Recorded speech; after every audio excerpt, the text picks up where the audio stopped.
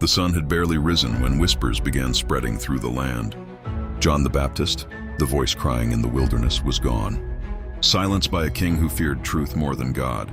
When Jesus heard the news, he withdrew to a quiet place, not because he was weak, but because even the Son of God felt the weight of loss.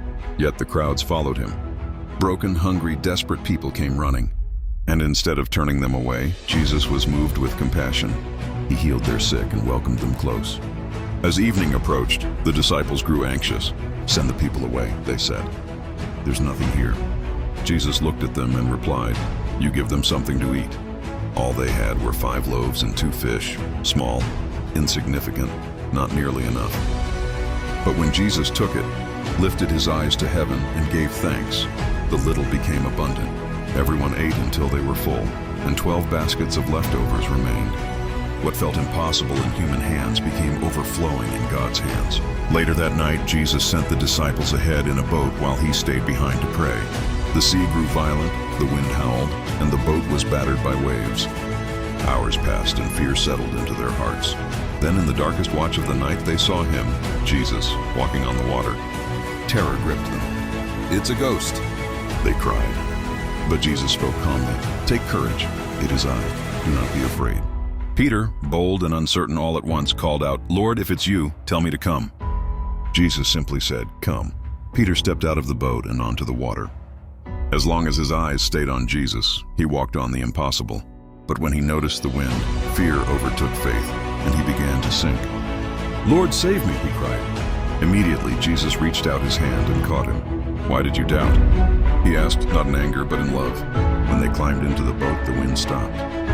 Silence fell, and the disciples worshipped him, saying, "Truly, you are the Son of God." When they reached shore, people rushed toward Jesus, touching even the edge of his garment, and all who touched him were healed. Closing thought, Matthew 14 reminds us that God is near in loss, powerful in scarcity, present in storms, and gentle when our faith falters. When you feel like you don't have enough, give it to him. When the waves rise, look at him.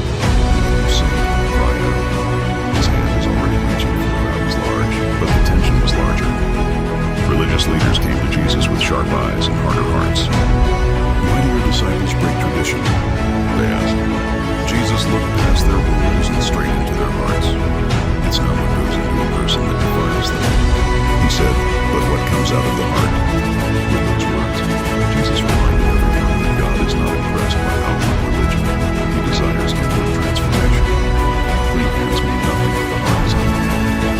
Later, the disciples struggled with his words, but Jesus patiently explained, "Words, attitudes, and actions flow from the heart. Pride, anger, and unforgiveness don't begin on the outside. They are born within, and only God can cleanse a heart." Then Jesus traveled to the region of Tyre and Sidon. There, a Canaanite woman cried out from the margins, "Lord, Son of David, have mercy on me. My daughter is tormented." At first, Jesus was silent. The disciples urged him to send her away, but she refused to give up. When Jesus tested her faith, she humbled herself and said, "Even the dogs eat the crumbs that fall from their master's table." Jesus smiled at her faith and declared, "Woman, great is your faith." Instantly, her daughter was healed. Her persistence unlocked a miracle. Jesus returned to the Sea of Galilee. And again the crowds followed, lame, blind, mute, and broken people. He healed them all, and once more compassion moved him. For 3 days the people stayed hungry and weary. The disciples worried again. But Jesus took 7 loaves and a few fish, gave thanks, broke them, and everyone ate until they were satisfied. This time, 7 baskets were left over.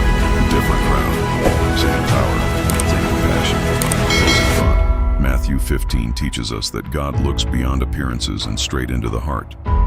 Faith doesn't require perfection, only humility and persistence. If you cry out to Jesus and refuse to let go, even the crumbs of his grace will change everything.